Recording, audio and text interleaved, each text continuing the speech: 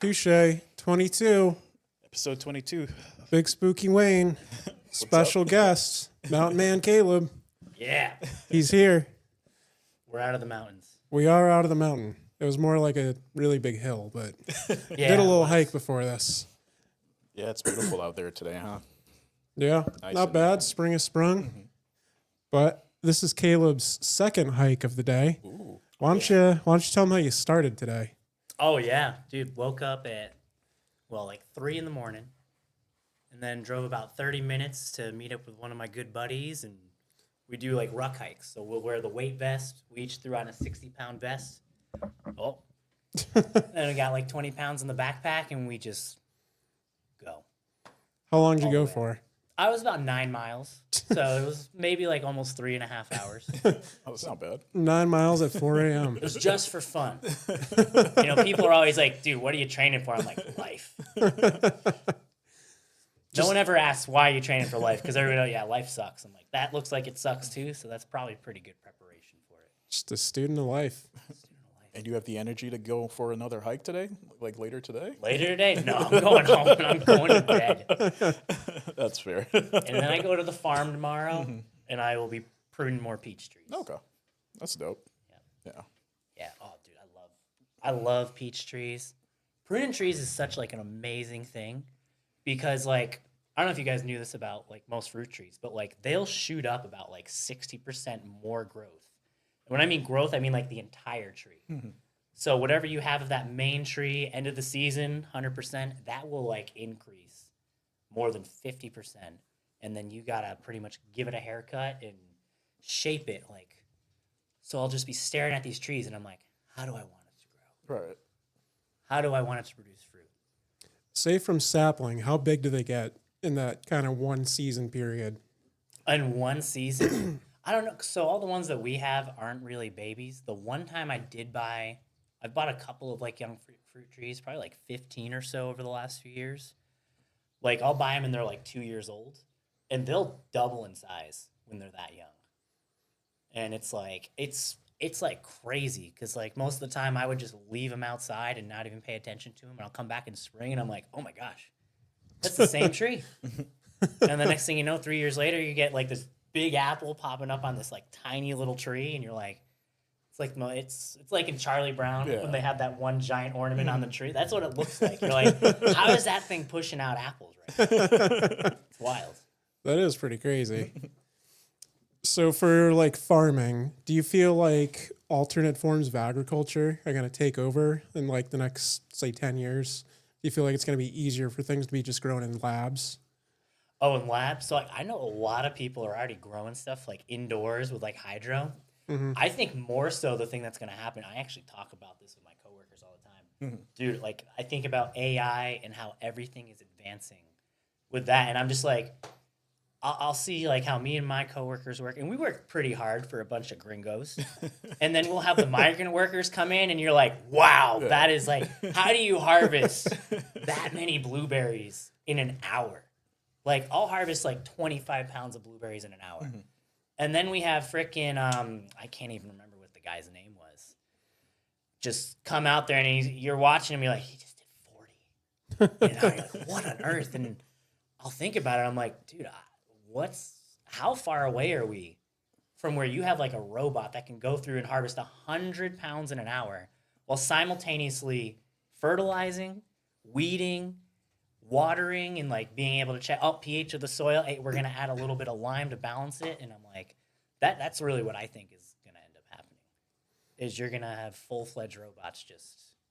You think there'll be like an AI system that knows like when to water the plants and if the pH balance is off? Oh yeah. You think they'll name it like Jose or something?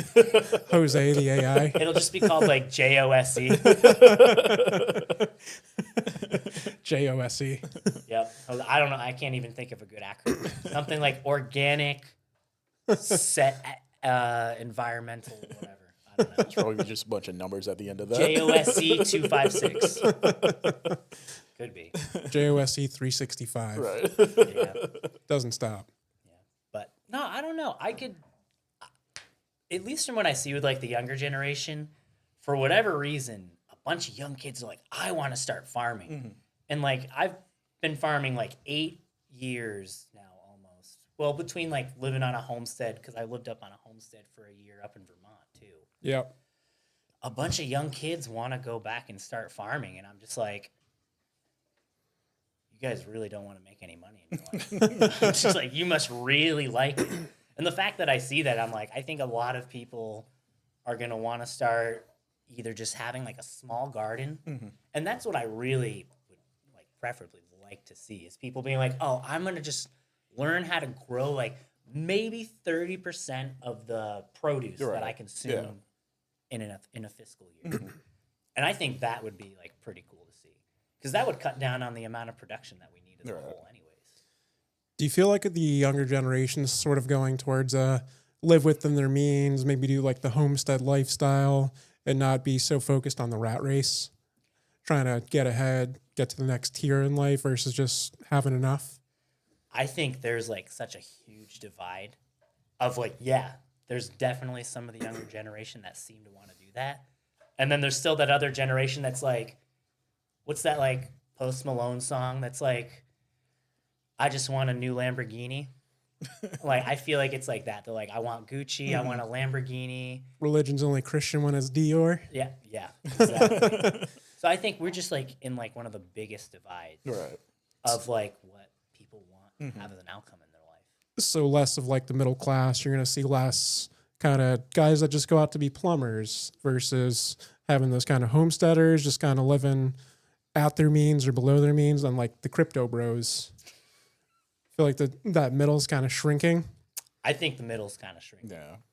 But I think like in the long run, it's all gonna like find a balance of like, yeah, there's the crypto bros who are like, yeah, dude, just like cashed out one of my like 100 Bitcoin. I'm gonna go buy a greenhouse. And then in like half that greenhouse, they're gonna find some kind of cash crop, whether it be like cannabis, because you know if you know how to grow it and grow it well, you can definitely make some money off of it. Yeah, and then the other half, they're like, I'm gonna grow food that I can eat. They just kind of split it to thirds, and 1/3 just a crypto miner. And they're like, yo, well, dude, so actually, I can't remember who it was, but I heard of this farmer that, or maybe it was an organization, and they were using like crypto miners to heat their greenhouses. Really? Oh, that's pretty And I'm good. like, that kind of stuff. I love hearing about stuff like that. I mean, that's a good way to like, you know, use the energy that you're burning from like, Because those things produce a lot of heat. Yeah. Oh, yeah. I've only seen, I had like one friend who was mining it back in like 2008. And I was just a freshman in high school. He's like, dude, you gotta get some of this Bitcoin stuff. And I'm like, dude, I got $200 and I'm going to buy weed. And I'm like, oh, man. I think back to like when I was younger, like, oh, man, if there's just like that one time where it was, oh, I'm going to drop $200 on a longboard. Yeah. If I had just bought a couple Bitcoin back then, like, oh, man, what would it be? It's crazy to think about that stuff. Sitting pretty good right now. Yeah. It's one of those shoulda, woulda, coulda situations, though. Oh, because honestly, once it doubled, I'd be like, yo, I'm going to cash out. Like, I just made $200 off $200. I'd be like, yeah. You just bought an even sicker longboard with that instead. Now I got a $400 longboard. We got that concave Santa Cruz. Get one of the ones with like the 8 wheels on the back, so you just kind of like curve with them. I've never ridden one of those. They look dangerous. Dude, longboarding is dangerous. Oh my gosh. Yeah, I don't miss longboarding on a regular basis. I have really messed myself up on some longboards. Yeah. I fell off one time going like 55 miles per hour. Yeah, that'll mess you up. Oh, it was. That'll do some damage. I thought I was going to heaven. Like I bombed this giant hill, and the way we would do it, because like I had a group of friends and we would always go longboarding. We'd have one buddy in the car, and he would drive in front of us, or he would drive. Sometimes we'd do a buddy in front and one of the buddies in the back. That way we were sandwiched in between our two friends, and they'd be able to just follow on us. That way other cars weren't going to be like, "What the hell's going on over here?" And I remember bombing this huge hill. And I got to the end, and I was like, that is, like, the biggest hill that I've ever done in my life. I must have been going 50. He's like, dude, you hit 48 miles per hour. He's like, you want to go faster. And he had a spoiler on the back of his old crappy Nissan. And I'm like, let's do it. So we found this flat street that was like 2 miles long. I'm holding on to the back. He hits 55. He's like, let go. And I let go, and I'm like, just like theme music playing in my head. I'm like, this is amazing. Oh my gosh. The power of man on just 4 wheels and a piece of wood traveling over 50 miles per hour. All of a sudden, speed wobbles kick in, and it fell, hit my hip, spin around, hit this arm, hit the next arm, hit my knee, and then rolled out and got up. In the moment, like the adrenaline was kicking so hard. I get up. Somehow I found the longboard like right away. I think back to it. I'm like, how did I find that longboard? Like in 30 seconds. It was just right there next to me. Get in the car, and then all of a sudden, like, white out. I can hear everything going on, but my vision is straight white. And I'm like, I had always heard of concussions, but I'm like, dude, this is like, I'm going to heaven. I'm like, Jesus is going to take me home. And I'm telling my buddy, I'm like, yeah, dude, so everything's white right now. He's like, oh, dang. He's like, we should take you to the hospital. I'm like, no. My dad would kill me. He's like, dude, you're saying you might die. I'm like, no, I'll deal with the consequences. Like, let me just go back to my buddy's house. And then they go to CVS. I'm like, yeah, so our friend's messed up pretty bad. Like, you should go to the hospital. He's like, yeah, that's not an option. And they come back with all this bacitracin. What's and CVS gauze. gonna do? Pharmacist is just like, yeah, you look pretty messed up, kid. I am like, dude, I realize it's oh man, I'm so bad with the order of burns. Is it first degree is not as severe? I think 3rd degree is like the worst, right? Yeah. So it was like 3rd degree, but like it was like the nerves were going crazy. Oh wow. Yeah. Oof. And then like I didn't feel anything at first because the adrenaline was still kicking, and I woke up the next morning, just like it felt. I don't know what it feels like to have acid like poured on your skin, but like this must be the closest thing to it. And I remember like crying myself to sleep for like 3 nights in a row. And yeah, it was a week before high school started, and then I walk into high school, just all bandaged up, messed up. And like I went to high school in an inner city school. It was a magnet school. Yeah. And I'm like, so usually I was like one of the few white kids in most of the class, and everyone's like, yo, these white people always doing the stupidest activities. Like, what? Dude, why? That's Caleb. He's pretty extreme. He's pretty extreme. I loved it, though, dude. Like, going to magnet school was great. Because, like, you know, there'd be the other white kids, and they'd start trying to act all gangster and stuff. And I'd be like, hey, I'm Caleb. Do you want to see me do a backflip? And I'd just do backflips, and they'd be like, you're black. I'm like, no, I'm not. No, I'm not. They're like, that just proves it. Yeah. You can come by to the cookout anytime you want. Speaking of which, I saw these crazy kids on like TikTok the other day. They go by the Pluck Boys. It's like this one ginger kid. They're from the UK. I think the kid's like 12 or 13. He's just doing crazy backflip 360 tail whips. He's doing backflips off rooftops. I feel like that's kind of what your vibe was. Dude, not as crazy, probably, but... No. I'm sure that kid is showing me up. Easy. Oh, yeah. Easy. Just like, yeah, I'm just going to do a backflip 360 tail whip. They've got, like, this big, like, balloon bag thing that they land on, but still, like, just to have the cojones to attempt stuff like that. That's pretty scary. Dude, if I could have afforded a balloon bag when I was 13, I probably would have tried some of that stuff. So, to take it back to farming, I guess, how would you describe like the physical work of farming compared to like the effort of like, you know, just like a tough hike?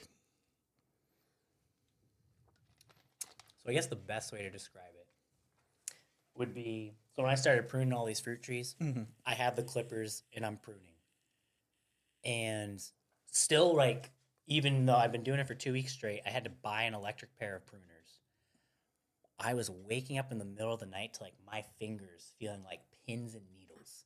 Because it's like, think about it. What do you, how often are you squeezing something? And, like, some of these branches I was pruning were, like, an inch thick, and it's like, you're really squeezing it. And I'm like, I've probably never worked my fingers out like that. Ever. And I realized, I'm like, I really overworked my nerves. And, like, compared to hiking, like, dude, the farm work, like, beats the living crap out of me. Really? Because, like, I mean, it's you're out there in like some crazy, crazy weather. Like, so the place I work, we're up on a hill, and last year alone, we had 3 hailstorms up there. Like while I'm out there, Yeah. and I have no shelter at this portion of the farm because it's 15 minutes from the base, the main farm where all the power is. So it's like I don't get a porta potty out there till June, and I gotta bring all my own water that I need for the day, all my own food. I just bought a Jackery box. Huge shout out to Jackery. Amazing products. Not sponsored. So not sponsored, sorry. But like now I can like make a grilled cheese out in the middle of the field, and I'm like, yo, this is luxury. But it's like, in most people's minds, they'd be like, why are you doing that? And it's like in the moment before things start growing, you're like, why am I doing this? But like once you have like that end of the spring start rolling around and you see all the food and produce growing, you're like, Fruits of your labor. fruits of your labor. Literally. Literally, dude. Pun, nail on the head. And I mean, to compare like the labor of farming to hiking, like I find hiking like straight up meditation because you're just like, that's the point. Sure, I got an extra 40, 60 pounds on my back. I'm just going to keep moving. So- My knee hurts. I'm going to take a break. I got a brace. I got some icy hot. Like, it still beats the crap out of me. Yeah. But, like, I guess if I had to hike every day that I farmed, I'd probably be like, hiking destroys me much more. Okay. Yeah. So like for like with like farming, it's just like more so you're using more of your body compared to like hiking, where you're just like just pretty much your legs, I'd say. Yeah. Yeah. So, like, when I first started farming, we would always joke about it. We're like, Farm Fit, we're going to start our own workout program, which, like, reminds me of, can I refer to, like, a TV show? Sure. Nathan For You. I don't know if you guys have ever heard of that show. No. But he's got this, he comes up with crazy ideas. Great show, by the way. Definitely got to check it out. He develops a workout program called, like, Movers Are Us or something like that, where pretty much he gets a bunch of people like, yeah, we want to get fit. And he's like, all right, come on down to this area. 9 o'clock, we're going to start the workout. And all they're doing is loading boxes and couches into a moving truck. Like, all right, everybody hop in the van. Like, we got protein shakes for you. We're going to the next one. All right, now we're going to unload it and put it in this other building. You're like, we're just helping people move. Yeah. And, like, that's what we would joke about. We're like, yo, we're going to get people out here. Like, we need all those cinder blocks moved across. We're like, hey, all right, everybody. Grab a cinder block, walk it across the field. All right, now we're going to bend over, forward fold. Now just, like, slowly pull out some weeks. There we go. Now, like, really stretch into it. And we would joke, like, yo, we could totally make, like, a workout program. And people will show up, and they'll do all the farm work. Be like, yeah, I just paid $30 for this great session. Oh, yeah. And like, all right, get some good sun. You'd have like all the Instagram moms posting about it. Like, Farm Fit today, yeah. Off to do goat yoga next. Just did my workout down at the berry farm. Oh, I'm so tired now. Top it off with a fresh blueberry right off the bush. Enjoying my blueberry protein powder shake, freshly picked after my farm workout. Man.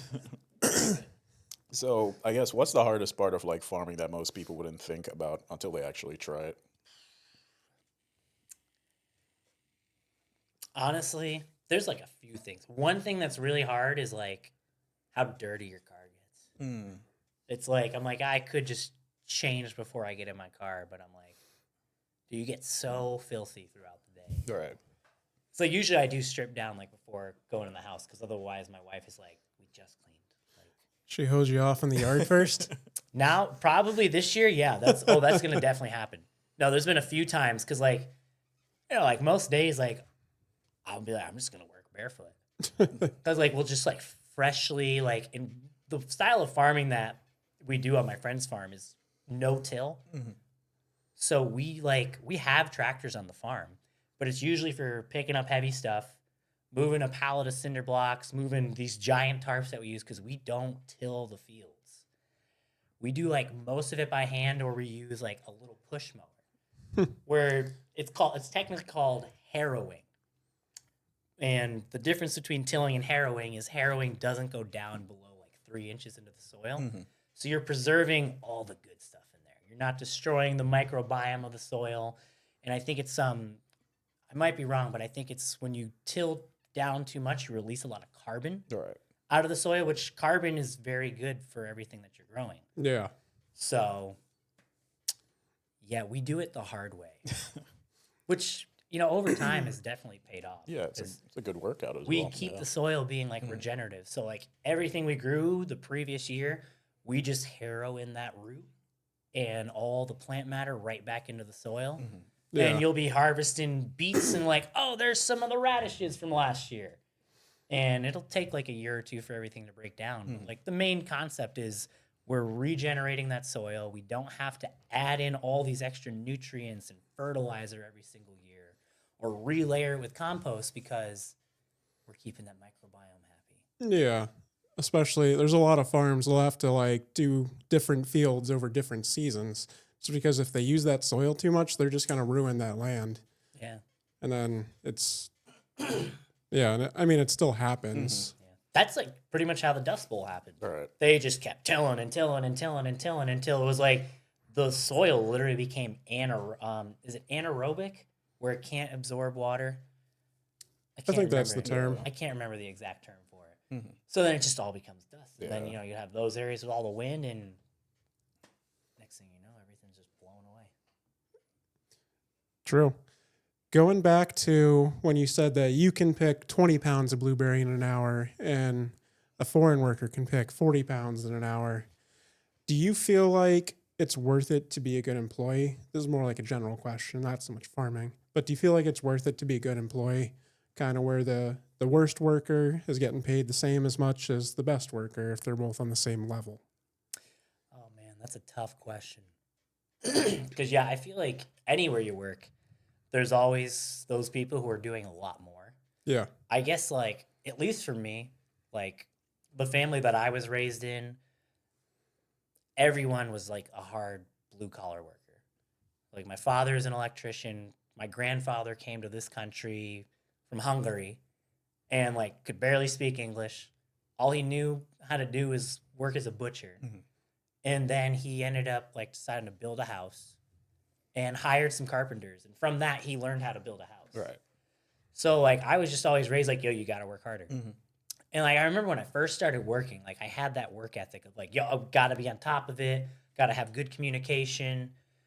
And, you know, it was pretty quickly that you realize like, yo, half these people are just sitting around really doing the absolute bare minimum. Right.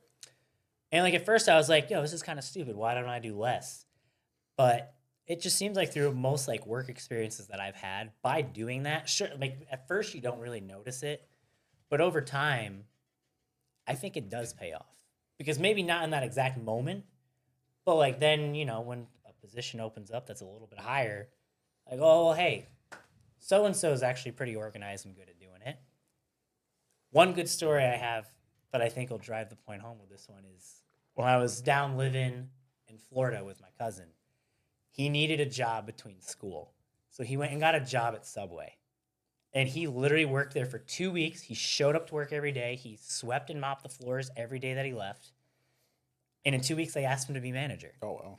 I was like, wait, what? He's like, yeah, guys. So by the way, I'm manager of that Subway now. I'm like, you've been there for 2 weeks. He's like, yeah, no one there like cleans up.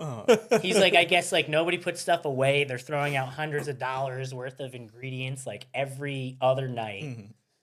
And I'm like, well, I guess it pays off that we just like we go the extra mile sometimes. Could have gone a half mile and probably still got the At job. that point, I'm like, wow. But probably doesn't apply in all cases. Yeah. Subway out here making dreams come true. Dude, I know. They need anyone at this point. Ever since Jared messed up. Ooh. Sorry, Jared. Do you know Tom Segura was supposed to be like his counterpart in that? Like Jared was like the healthy guy, and then they casted Tom to be like Jerome, like his less healthy brother. He would eat all the bad Subway sandwiches, like the chicken parm and the meatball. He's got a whole bit. I've heard him talk about it on a podcast. Oh, I didn't know that. That's pretty interesting. I could just see it. Yo, don't listen to Jared. You know you want the meatball sub. Yeah, but apparently it got axed because a new like head of marketing came in and or CEO, something like that. Pretty funny. Little anecdotal story about Subway. Good old Subway. I like how they call their workers sandwich artists. Oh, they do. Yeah. One of my buddies worked there. He's like, I'm not just a normal worker. I'm a sandwich artist. And I'm like, oh, whatever gets the job done, I guess. Was your cousin sandwich artist manager? Technically, yeah. And then he quit like a month later because I got to go back to school. No, And then they were like, as you was leaving, they're like, we'll give you $5 more an hour to stay. We'll make He's you like, CEO. He's like, I really, really need to graduate college. Like, no offense, I don't see a long-term career coming from being a Subway manager forever. We'll give you your own franchise. Just don't leave. We've never seen the mayonnaise traps look so clean. All right. So if I paid you $5 million per year, how long do you think you could live out in the woods, no human contact? Oh, dang. Dude, I'd be tapping out like in a month. Really? Oh, dude, I don't know. I'd be afraid to be alone that long. Really? Yeah. I feel like if anybody, you'd give the response like, oh, I could do it 3 years, no problem. No, dude, I love cuddling my wife way too much. It would get like bad. They'd come and find me after like 3 months and be like, "Why are you cuddling the bear in the den?" I'm like, it's so good. It's the only form of life that I have. I need touch. What if you could have your wife with you? Oh, that'd be hard because she'd be like, "Get me the frick out of here right now." I'd be like, "Come on, babe, just like 1 year, 1 year." Does that 5 million? Is that like 365 days cashes in, or it's like 1 day equates to a 365th of that 5 million? Let's see, what would that math be? Wonder what that would be. 5 million divided by 365. So you'd be looking at $13,698. I'd be like, babe, come on, let's just do this for a week. We're gonna tone out. I don't know how much food we're gonna have, but think about it. We'll get fresh water. We're gonna lose like 15 pounds this week, and we're gonna come out with like almost $100,000. So a week that'd be 95,890. So call it 100 grand per week. not bad. Oh yeah, I'd be like, come on, let's just do it for a week. At that point, honestly, I'd probably just be like, I'd suck it up and do like 3 months. True. Cause like I live so far below my means. Mm-hmm. I'm like, dude, if you got me, so what, 300 grand? Yeah. Just under it, 280, whatever you want to call it. I'm like, oh man. What would you do with that 300 grand? Oh, right away, I would put it either in like a CD or some kind of savings account and let it generate like 4% for a few years and act like I never even got it. Still driving the 96 I'd Caddy? still be driving the 96 Caddy. Okay, I'd probably take $1,000 and put some money into it. Be like, I want to just make sure it makes it like the next like 8-9 months to get through the year. Got some new tires and a tune-up for the 96 Right. Caddy. Change the brakes, get a new serpentine belt. Like, hey, can you just like make sure that engine's not going to blow up? How long do you think you could last, Wayne? For me, I don't know. I think it was just probably a week, honestly. Like, I'd be in my head the whole time. I think that's the determining factor of like how long I could last is just like not being in my head, you know? So I'd say a week. I'll take the 95K and just be out. Just getting bit by mosquitoes, That's one. snakes. I can't do mosquitoes, man. Like, even when we go hiking, like, it's just like the bugs like flying by my ear. I'm just like, yeah, I can't do this. Like, I'm just ready to like get off the mountain. Yeah. Black fly season's almost upon us. It'll be here soon. Those like horseflies? They're like, they bite like horseflies. I'd say horseflies probably the closest thing to them. Are the horseflies the ones at the beach? Like, you go to the beach and you like kind of like feel them percolating? Yeah. Yeah. Okay. They're like the weird, like, they're like gray, Right. but they got like the big red beady eyes. Okay. I feel like they're always around water. Mhm. The horseflies, at least. I remember like growing up, we were always like camping all over the place, and then my parents got a seasonal site on a lake. And like one of the games we would play as kids is like, yo, who can get the most KOs like the worst fun. And like we'd intentionally just like be laying there letting them get on us and be like, oh, there it is. Boom, smack it. And like just pray we didn't get bit. Oh.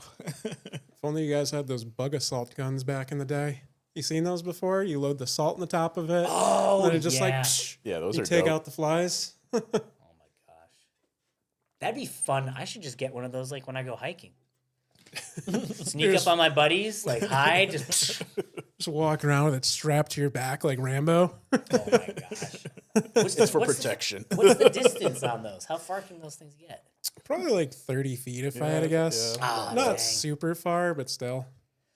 I'm like, yo, that'd be funny. Like around like usually the spots that I'll farm, there's like a really popular swimming hole, but like they close it like the first or second week of summer every year because people show up there and they just they abuse it. Like when I was young, I loved going out in the woods and like having a good time and partying, but like people here are just like pushing the limits of it way too far. Like bringing bottles of liquor out to a swimming hole, like a quarter mile in the woods, and like, all right, a couple beers, I get it, but like you don't need to be drinking straight from a handle of liquor. Right, yeah.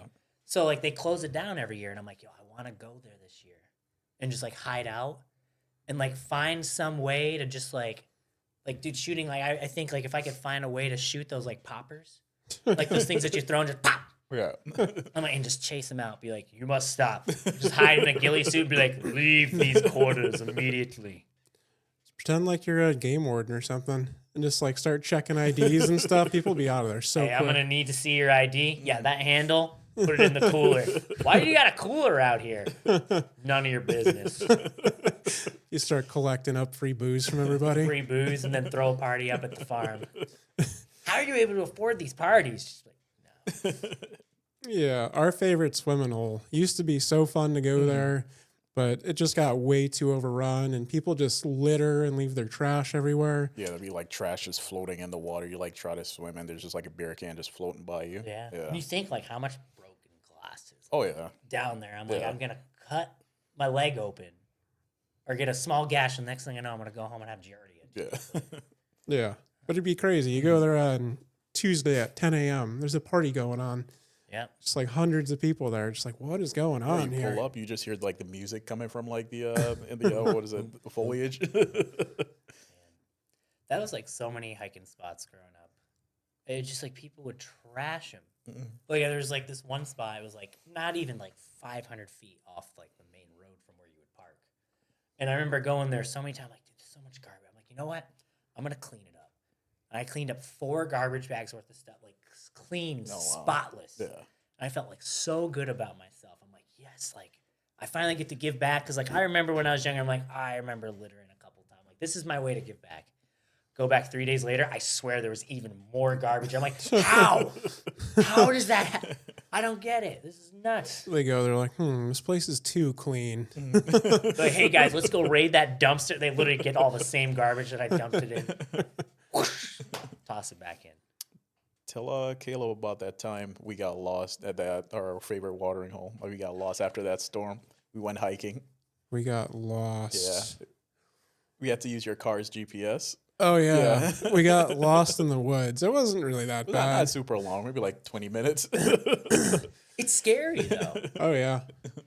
You said there was a storm also? Yeah, there was like a storm before. I remember us going out. There was like a bunch of down trees, so we couldn't see like the lines that they Yeah. used to mark the trees. So we're just like, oh, where the hell are we going? Like, what trail are we on? Yeah. Yeah. I used to use like a lot of like GIS apps and everything when I do a lot more hiking, just to like, okay, I'm just going to make my actual like trail so I can see where I've been. So if I get lost, I can find my way out of here. But yeah, thankfully I've never gotten super lost. Yeah. I do have a friend that got lost at the place we went to earlier today. And like, because it's only 15 minutes to the summit. And then like you can just go right back down. But like there's lots of miles of hiking trails around there. But yeah, apparently he went up there, smoked a little bit, and like just didn't know where they were. And then they just kept walking, walked for like 4 hours or something. They ended up like in another town, Holy had to crap. catch an Uber to go all the way back. That's great. And he was supposed to go to work later that day. So he had to call his boss, like, yeah, I don't know, I'm lost in the woods somewhere. I'm not going to be making it in. You ever gotten lost anywhere? Like lost. Well, I've gotten lost on trails a lot, but usually I'm like, yeah, I'm gonna go bushwhacking that way and just keep moving until I find something. But like, I mean, the closest I've ever been to like lost, there's really no time that I've been lost and been like, oh crap, I'm in trouble. I have no idea where I'm going. Usually it would be like, I'll be out hiking somewhere like up in the mountains in the Northeast. And there was one time last June, I had just finished like the final mountain of the range. It's upstate New York. There's like 46 high peaks. And finished the last one. I'm looking at the weather up there because you get service on the peaks. I'm like, oh, no rain until tomorrow. This is great. We get down the mountain, not even an hour. Whoosh, starts lightning, downpouring. I'm like, we're still 5 miles from where like base camp was set up. And I'm like, dude, we got to find a lean-to. But it's like raining. So it's like, I can't have my phone out to look at that map. And I can't pull out my main map. So we're just walking, like hoping we find some spot to post up that's dry to be able to look at the map. All right. And we find this like giant rock. Literally, it's called Slant Rock. I mean, if you saw it, you'd be like, yeah, that's a good name for it. And we post up under there. And I'm like, it says there's a lean-to somewhere. Which a lean-to is like pretty much like a shelter with 3 walls. Just a big opening. And you can just set a tent up in there. You can just put your sleeping bag, sleep right on the ground. And I'm like, I'm going to go find this. It's like, literally, it's like, this is within 800 feet of you.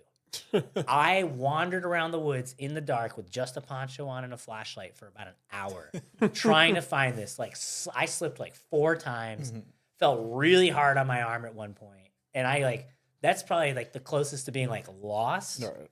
But I was getting like pissed off. I've like never been that angry on a hike. I'm like, what the fuck is going on? I'm like, where is this lean-to? And at one point I just started running straight up into the woods, like off the trail, and then somehow found it.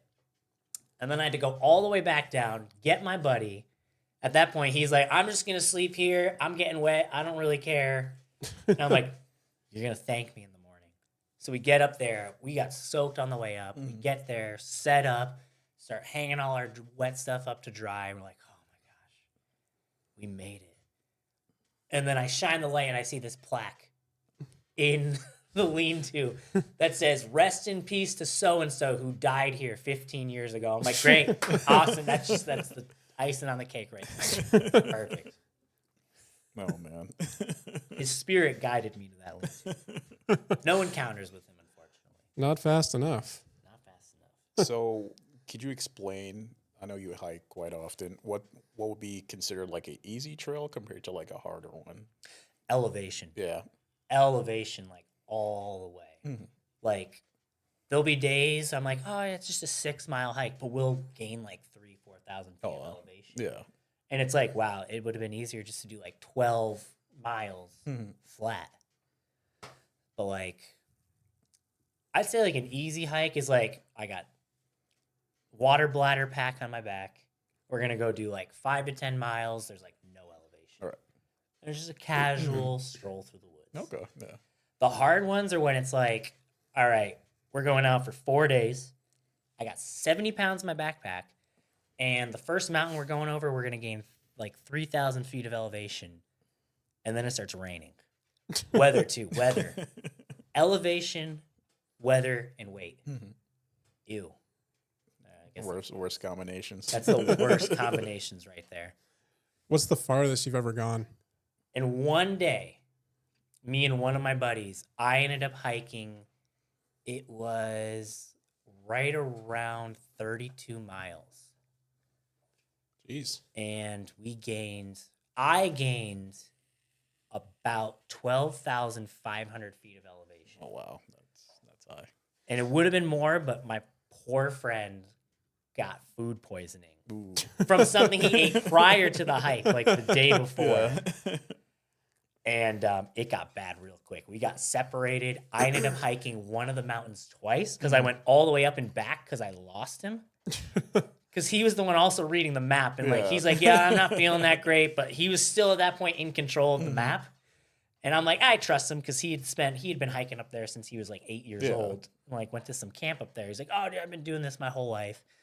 And he's like, yeah, so dude, this is just an up and back mountain. And I'll wait right here for you.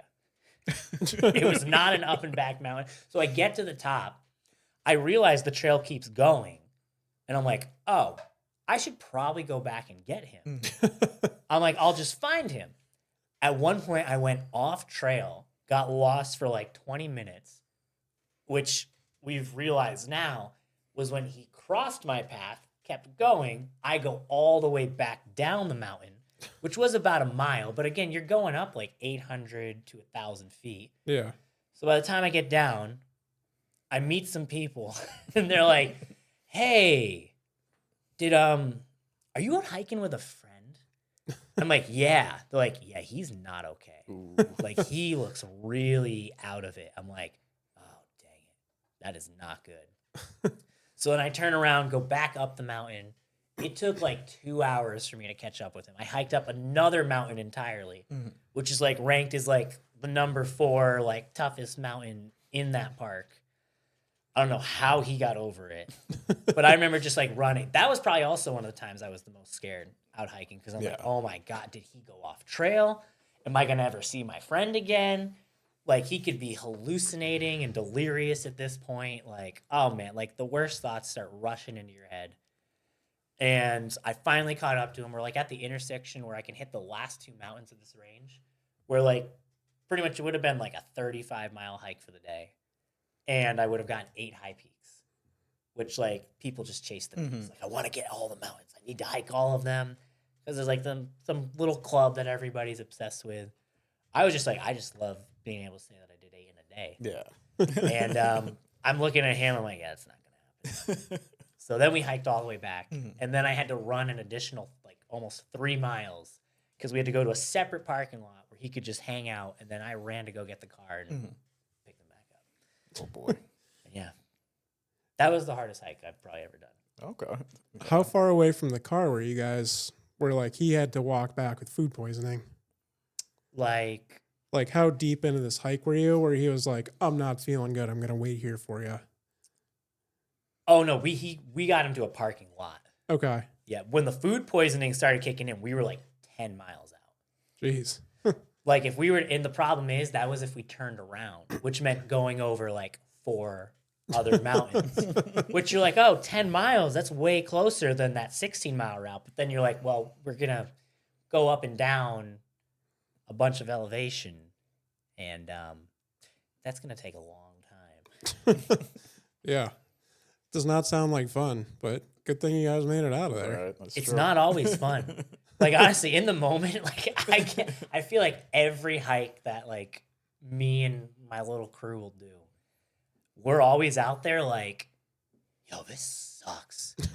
We're never like, I'm never doing this again, but we're like, this sucks. But the second we get out of that mountain, we'll just be like, yes! We're like, dude, that was the most fun I've ever had. After it's over. But like in the moment, you're just like, oh my God, my joints hurt. Man, I am chafing in some of the most uncomfortable spots. I didn't know I could even chafe there. My foot hurts. My shoulders hurt. I feel like it's the challenge in chasing the high. Yeah. Oh, Like yeah. marathon runners, people that run like super marathons, like 100 miles, like that's got to suck. But like David Goggins talks about it, like his highest high is after his 100-mile runs where his body's just destroyed and he feels like his legs are broken. He's like, that's when I'm a badass motherfucker. Yeah. That's so fun. I was just about to reference David Goggins too Yeah. when you said that. Because like I hear him say a lot, he's like, my body gives up like 20% in. And at that point, the mind just completely takes over. Yeah.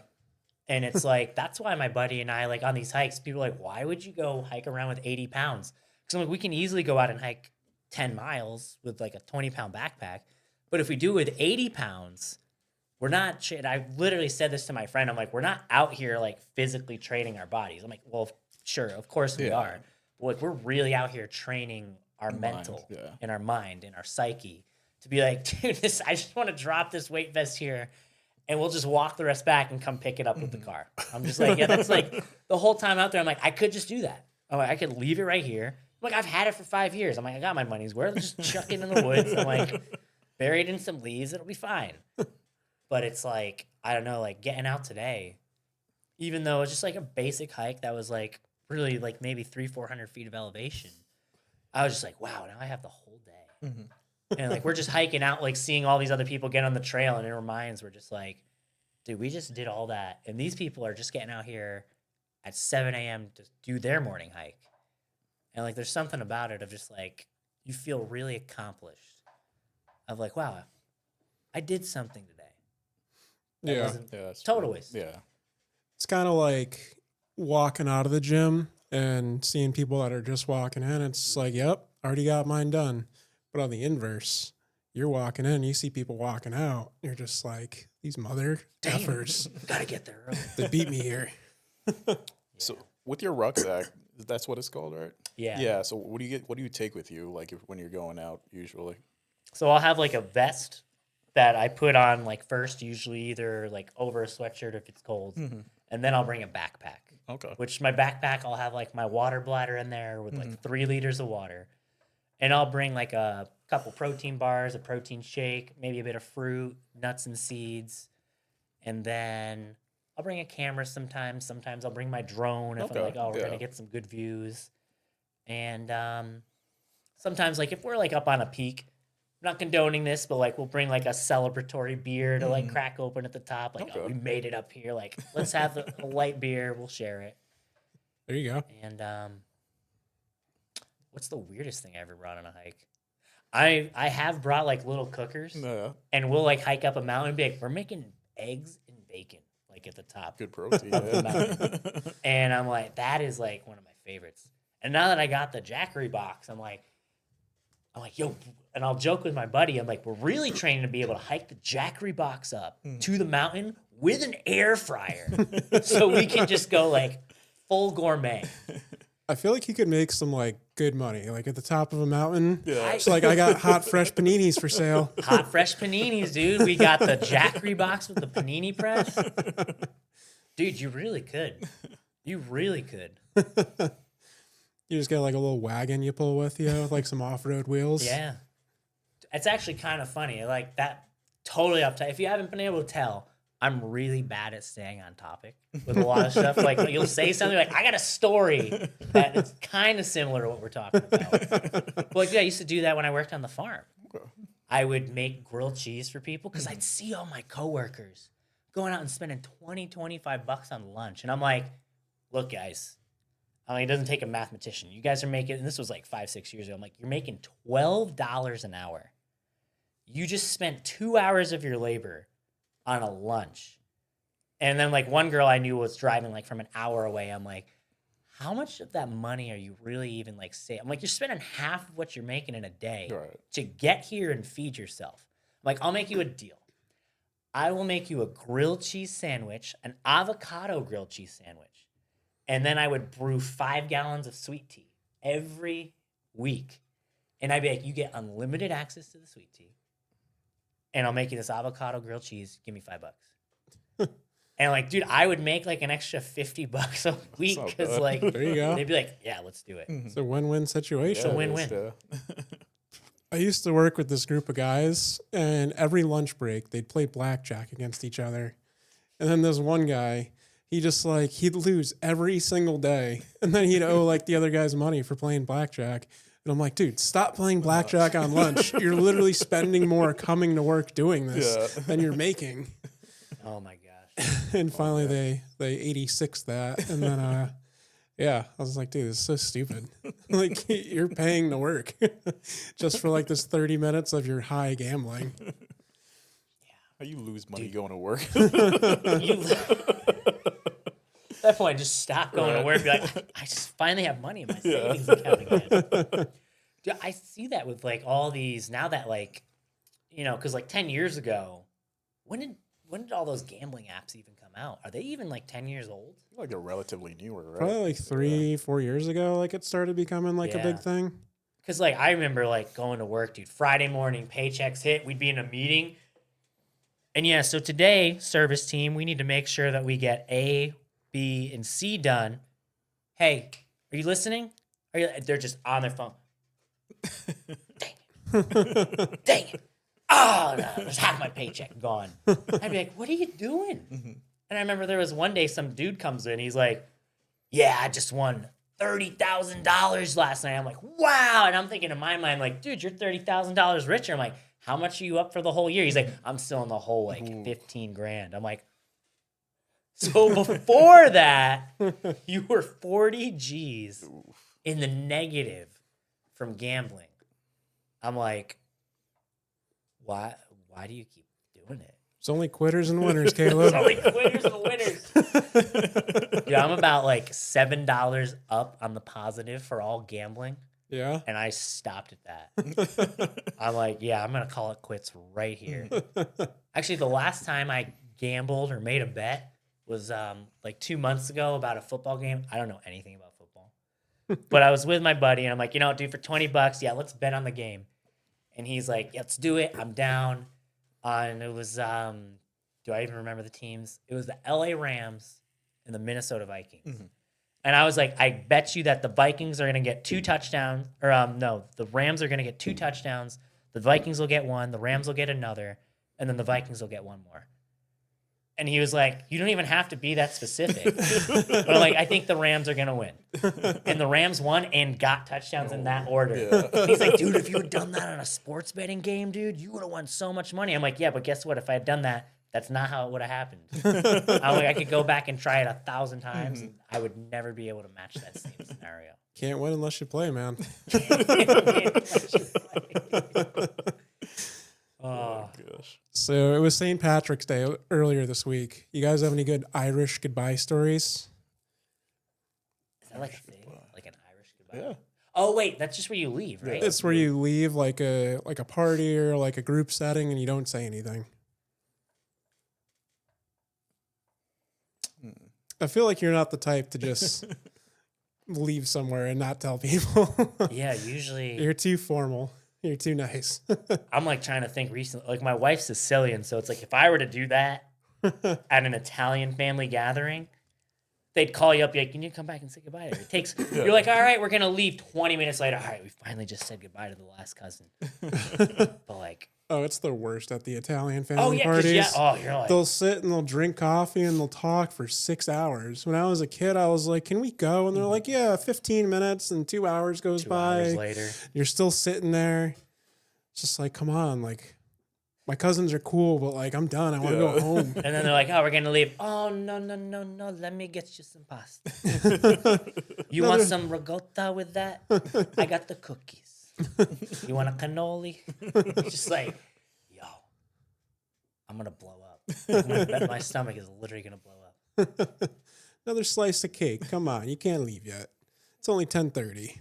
Yeah. Did you again ADD? Here we go. Did you guys do like the 7 fishes meal? No, I know what that is though. Oh, dude, that's so good. It's like a Christmas thing, right? Yeah. Yep. It's like you have to do 7 different fish, 7 different dishes. No, never did. Not that I know of, but no. Dude, start it with all your Italian guys. It's like honestly one of my favorite parts about marrying into a Sicilian Italian family. All the fish. All the fish.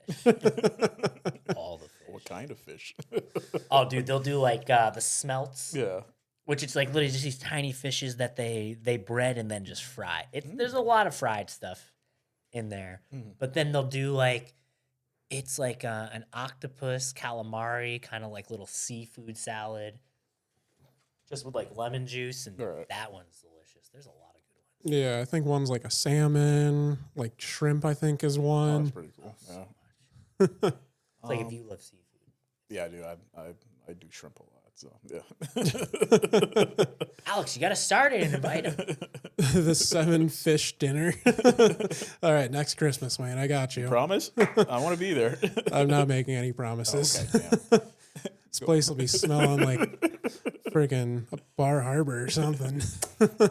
Going back to the Irish goodbyes, I don't think I have any good stories about it, but I actually learned that from you because you used to do it pretty often. Oh, I'm a big fan of the Irish goodbye.